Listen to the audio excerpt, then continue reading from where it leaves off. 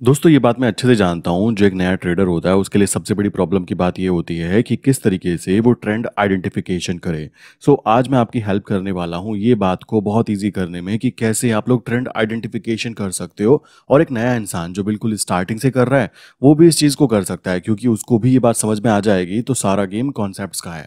तो आइए शुरू करते हैं। उससे पहले एक बात और बता देता हूँ कि मैंने नीचे एक फॉर्म फिल करने के लिए दिया है। अगर आप में से किसी को भी किसी तरीके की कोई प्रॉब्लम है तो नीचे फॉर्म फिल कीजिए, वहाँ पर जो भी आपकी प्रॉब्लम है उसको बताइए। मैं या मेरी टीम मेंबर आपको प्रॉपर कांटेक्ट करेगी और आपकी प्रॉब्लम को सॉल्व करने की कोशिश की जाएगी। आइए शुरू करते हैं अपनी स्ट्रैटेजी के बारे में। आज मैं स्ट्रैटेजी शेयर करने वाला हूँ कि कैसे आइडेंटिफिकेशन करते हैं, ट्रेंड को कैसे पता लगाएं। सबसे मोस्ट इंपॉर्टेंट प्रॉब्लम सामने आती है। हम लोग काफ़ी सारी जगह देखते हैं कि लोग कहते हैं ट्रेंड में काम करो, trend is your friend, but साला ये ट्रेंड पता कैसे करते हैं? ये चीज़ मुझे भी नहीं आती थी और आपको भी अगर नहीं आती तो आपके लिए ये वीडियो बहुत ही काम की होने वाली है। देखो, मैं अपने ट्रेंड को आइडेंटिफिकेशन करने का बहुत ही सिंपल सा तरीका आपको एक्सप्लेन करता हूँ। जब मैं बात करता हूँ, लाइक मैं स्टॉक्स में काम किया करता था स्टार्टिंग में, या फिर निफ्टी या फिर बैंक निफ्टी की बात की जाए, यहाँ पे काम करने का तरीका ज़रा ढंग से समझना। काम करने का तरीका हर जगह पर अलग अलग होता है। मुद्दा है कि हम उसको कैसे एनालाइज करते हैं। स्टॉक्स की बात की जाए तो यहाँ पर हम लॉन्ग टर्म में चेक करेंगे कि भाई ओवरऑल ट्रेंड क्या चल रहा है, पहला पॉइंट। उसी के हिसाब से उसके फ्यूचर्स के अंदर ट्रेड लेनी है नहीं लेनी है, क्या करना है वो डिफाइन करेंगे। उसके बाद में हम ऑप्शंस को डिफाइन करेंगे कि भाई कौन से ऑप्शंस में हम लोगों को एंट्री करनी है। और स्पेशली आपको पता होगा मैं ऑप्शन बाइंग के अपोजिट होता हूँ। मैं कभी भी ऑप्शन बाइंग को सपोर्ट नहीं करता, बिकॉज मैंने आज तक जितने भी लोगों से बात की है मुझे ऑप्शन बाइंग में कुछ खास प्रॉफिटेबल ट्रेडर्स नहीं मिले। ठीक है, मैं जानबूझकर क्लाइंट से बात करता हूँ इस वजह से कि वो क्या कर रहे हैं, ताकि उनकी जो प्रॉब्लम्स है वो प्रॉब्लम्स मेरे सामने ना आए। अगर वैसी कोई प्रॉब्लम्स मेरे सामने है तो उसका सॉल्यूशन मैं पहले ही निकाल पाऊँ। ठीक है, मुझे अभी तक के ऑप्शन बाइंग के अंदर कोई भी ऐसा ट्रेडर मुझे नहीं दिखाई दिया जो प्रॉफिटेबल हो। कॉमन सी बात आती है जो मेरे पास आया हो कि सर मैंने पैसे कमाए। दूसरी बात आती है निफ्टी की और बैंक निफ्टी की। यहाँ पर भी हम लोग जो काम करते हैं वो फ्यूचर में करते हैं एंड ऑप्शंस में करते हैं। अब ऑप्शंस में again option buying opposite, option selling पे फोकस किया जाएगा। इसी तरह बैंक निफ्टी की बात की जाए तो फ्यूचर्स में एंड ऑप्शंस में। अब ये सारी चीजें हुई। अब स्ट्रैटेजी कैसे पता करें, कैसे आइडेंटिफिकेशन करें कि भाई कोई सा स्टॉक अप ट्रेंड जा रहा है, कोई सा स्टॉक डाउन ट्रेंड जा रहा है। मेरा जो आइडेंटिफिकेशन करने का एक सबसे बेसिक इंडिकेटर है, देखो फ्री ऑफ कॉस्ट ना लोगों को चीज़ें पसंद नहीं आती, बिकॉज फ्री की चीज़ की वैल्यू नहीं होती।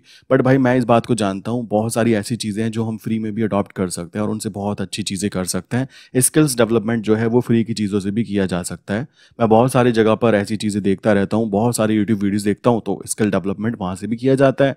तो आज आपको फ्री इंडिकेटर की बात करें तो 200 डेज नॉर्मल मूविंग एवरेज, ये सिंपल सा इंडिकेटर आपके लिए एक रामबाण काबिल हो सकता है। रीजन इसके पीछे बहुत ही सिंपल है, क्योंकि ये इंडिकेटर बड़े प्लेयर्स भी यूज करते हैं और इस इंडिकेटर को सपोर्ट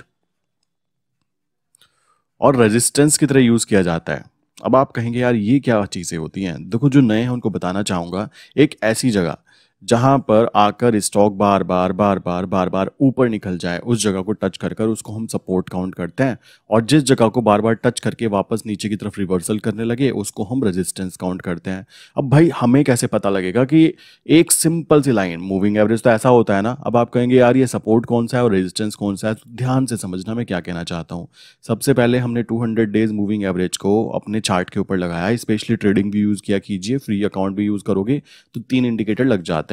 पहला पॉइंट हमने ये किया। अब यहाँ पे कॉन्सेप्ट ये है कि आपको टाइम फ्रेम चूज करना है। सारा जो गेम होता है ना दोस्तों, वो टाइम फ्रेम्स का होता है कि कितने टाइम फ्रेम पर आप काम करते हैं। चलिए, अब मान लो कि मेरा मूविंग एवरेज कुछ इस तरीके से चल रहा है। ठीक है, आप रियल में जाके चेक कर सकते हो। मुझे यहाँ पे कॉन्सेप्ट बहुत ही सिंपल ये क्लियर करना है कि जैसे ही अप जाए, कहाँ से? 200 डेज मूविंग एवरेज से, देन मैं उसको कंसिडर करूंगा एज एन ट्रेंड। क्या होगा? वो अप ट्रेंड काउंट करूंगा। ठीक है, ये बात ध्यान रखना। जैसे ही कैंडल ऊपर बनेगी यहां से मैं इसको अप ट्रेंड काउंट करूंगा। अब यहाँ पे हम काफी सारी चीजें कर सकते हैं। मैंने अपने स्टार्टिंग के फेज में क्या चीजें की बताऊं आपको। वन डे के टाइम फ्रेम के ऊपर, इसको वन डे के टाइम फ्रेम पे लगाओ। वन डे के टाइम फ्रेम पर कैंडल जैसे ही हमारी मूविंग एवरेज के ऊपर बनती है, देन हमें क्या करना है, पीछे जो कैंडल थी उस कैंडल से इधर की तरफ से पी पकड़ा और उसके नीचे के पी को बाय कर लिया। मतलब ये सिंपल सी चीज पे करके भी मैंने आगे काम किया है। समझ रहे हो? ये चीज मैंने काम करके आगे कंटिन्यू किया है। तो आप समझ सकते हो, जब तक कि ऊपर रहेगा तब तक ये मेरी पोजीशन बनी रहेगी, जैसे ही नीचे आने की कोशिश करेगा ट्रेड एग्जिट कर दो। ये चीज़ें की हैं मैंने स्टार्टिंग में। अगेन कहूँगा, जैसे मान लो नीचे जाए 200 डेज के नीचे जाए तो हम यहाँ पे इसको शॉर्ट बोल सकते हैं कि भाई इसका ट्रेंड डाउन ट्रेंड जा चुका है। अब मैं चाहता हूँ कि मेरा रिस्क ना हो, अगर मैंने यहाँ पे इसके फ्यूचर को शॉर्ट किया तो कॉमन सी बात है, अगर ये कल को ऊपर भाग गया तो नुकसान हो सकता है। तो मैं चाहता हूँ, मैंने क्या किया, मैंने यहाँ के सी को क्या किया, शॉर्ट किया, और इससे ऊपर कुछ लेवल्स को पकड़ के वहां के सीई को मैंने क्या किया, बाय किया for hedge purpose. Without hedging कभी भी मैं ऑप्शन सेलिंग नहीं करता, ये बात आपको मैंने पहले भी बताई है और आपको भी यही बोलूंगा कि अगर आपको ये क्या होती है, ये चीज़ें क्या होती है नहीं पता ना, पहले पता करो देन करना। क्योंकि आपका जो बिजनेस कर रहे हो आप, जैसे मान लो आप बिजनेस कर रहे हो, मुझे उसके फंडामेंटल्स नहीं पता तो नुकसान कराना तय है। इसी तरह अगर आप नए नए शेयर मार्केट में हो ना मेरे दोस्त, तो पहले आप पता करो हैजिंग क्या होती है, पहले आप पता करो ऑप्शंस में काम करने का सही तरीका क्या होता है। लोग 90% बोलते हैं कि ऑप्शन बाइंग करो, पता है क्यों बोलते हैं, रीज़न है उसके पीछे, बार बार बार बार बाय करवाएंगे आपसे, ब्रोकरेज बनवाएंगे, ये बेवकूफ़ी होती है। आप क्या कीजिए, मंथली जो 10% लोग हैं ना, जो सच में अमीर लोग हैं, वो लोग क्या करते हैं, उस चीज़ को आप कॉपी तो कर सकते हो ना भाई, मैं भी कॉपी करने की ही कोशिश कर रहा हूँ। मेरे पास अभी ऐसे ऐसे क्लाइंट्स भी हैं जिनके फंड 8-10 करोड़ रुपए के हैं, तो आपको क्या लगता है मैं उनके सामने कुछ हूँ, कुछ भी नहीं। तो मैं उनसे क्या कर रहा हूँ, मैं उनको ये थोड़ा ना कि सर नमस्ते में बात नहीं करूंगा भाई, मैं उनसे सीखने की कोशिश कर रहा हूँ, मैं उनके स्टेटस पे फोकस करता हूँ, उनसे बात करता हूँ कि सर क्या प्रॉब्लम्स कैसे सॉल्व की जाती हैं। आपको ये चीज़ समझनी ज़रूरी है कि आपसे जो बड़ा है ना उससे सीखने की कोशिश ज़रूर की जानी चाहिए। अभी 90% लोग जो होते हैं ना, ये वो होते हैं जो 10 रुपये लगाकर 100 रुपये कमाने की कोशिश करते हैं। मान लो जैसे ही यहाँ पे नीचे जाता तो क्या करता, कोई इंसान यहाँ पे पीई को बाय कर लेता। अब पीई को बाय करना अच्छी बात है, बट अगर ये यहीं पर साइडवेज रह जाता तो भी उसको नुकसान होना था, नीचे चला जाता तो थोड़ा बहुत प्रॉफिट ले जाता, वो it's okay. But option selling सबसे बेस्ट इस जगह पे ऐसे रहती है, तो 200 डेज सपोर्ट एंड रेजिस्टेंस की तरह काम करता है। जैसे ही कैंडल 200 डेज के ऊपर बनती है, अब जो है ये 200 डेज मूविंग एवरेज जो है ये रेजिस्टेंस की जगह सपोर्ट की तरह काम करेगा, ठीक है, ये यहाँ पे सपोर्ट की तरह काम करेगा। अब जैसे ही कैंडल 200 डेज के नीचे बनती है, ठीक है, देन यहाँ पर अब सपोर्ट तो कुछ है नहीं, तो यहाँ पे अब ये रेजिस्टेंस की तरह काम करेगा। आई थिंक ये इसका छोटा सा कॉन्सेप्ट क्लियर हो गया होगा, क्योंकि देखो छोटी छोटी चीज़ें ना हम लोगों को प्रॉफिटेबल बनाती हैं, बट हम छोटी छोटी चीज़ों पे ज़्यादा फोकस नहीं करते, क्योंकि हम उसको सोचते हैं यार तो छोटी सी चीज़ है, इससे क्या हो सकता है। बट ट्रेंड आइडेंटिफिकेशन में कुछ इसी तरीके से करता हूँ आज भी। सो इसमें कुछ भी दो राय नहीं है। मेरे क्लाइंट जो हैं वो देख रहे होंगे तो वो जानते हैं जो बातें मैंने बताई है वो सच है, और ये सामने में बता भी रहा हूँ क्योंकि मैं इसको ही यूज़ करता हूँ। अब मैं यहाँ पे कोई इंडिकेटर लाऊं और आपको बोलूं मैंने नीचे लिंक दी है मेरे भाई उसको बाय करो, कितने का इंडिकेटर है, 5,000 रुपए का इंडिकेटर, तो आई थिंक लोगों को लगेगा यार ये कुछ पैसे ले रहा है तो कुछ होगा, शायद ऐसा कुछ सोचते हैं लोग, तो नीचे जाके बाय कर लेंगे। बट अभी मैं आपको यहाँ पे फ्री ऑफ कॉस्ट, जो भी मेरे नए ट्रेडर दोस्त हैं कि भाई जो बिल्कुल स्टार्टिंग कर रहे हैं, जिनको अभी मार्केट के बारे में ज़्यादा बातें नहीं पता, मेरे भाई इस तरीके से आइडेंटिफिकेशन करो, देन उसके बाद में डिसाइड करो कि मुझे ट्रेड क्या करनी है। बहुत सारे लोग ऐसे होते हैं जो बेचारे 5 मिनट के टाइम फ्रेम पे काम करना चाहते हैं, इट्स गुड कर लो, बट उस पर 200 डेज मूविंग एवरेज नहीं लगता, वो केवल ट्रेंड आइडेंटिफिकेशन करने के लिए करा जाता है। लोग उस पर भी लगाएंगे तो भाई वो अलग ही गेम हो जाएगा फिर, ठीक है।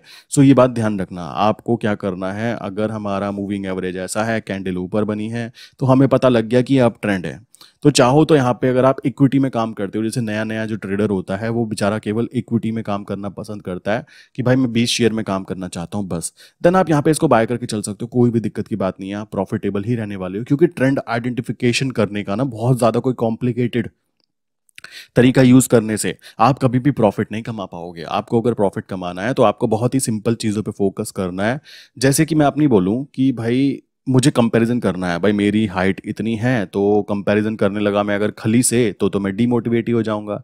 मैं क्या करूंगा, मैं अपने से छोटे वाले से कंपैरिजन करूंगा, भाई मैं तेरे से बड़ा हूं, इससे क्या हुआ, मोटिवेशन आया, और इससे क्या आता, डीमोटिवेशन आता। सो यही चीज यहाँ पे इंप्लीमेंट होती है। आप खुद को कंपैरिजन करना चालू कर देते हो उन ट्रेडर्स से जो लोग 10-10 साल 8-8 साल से काम कर रहे हैं, तो प्लीज वो मत कीजिए। अगर आप बिल्कुल नए हो, चुपचाप 200 डेज मूविंग एवरेज यूज करो, ट्रेंड आइडेंटिफिकेशन पे फोकस करो, आप खुद ही समझ जाओगे मैं क्या कह रहा हूं। आप एक बार जरा चार्ट पर जाना और 200 को लगाना और 1 डे के टाइम फ्रेम पे लगाना, रियलिटी आपके सामने ही है, सब कुछ सामने ही होता है, बट हम उसको देखना पसंद नहीं करते। क्लियर। सो आई विश की 200 डेज मूविंग एवरेज कैसे यूज किया जाता है विद 1 डे टाइम फ्रेम, ये आपको क्लियर हो चुका होगा। बहुत ही सिंपल चीज़ है, इससे ज़्यादा सिंपल तरीके से आई डोंट थिंक मैं बता सकता था, ठीक है।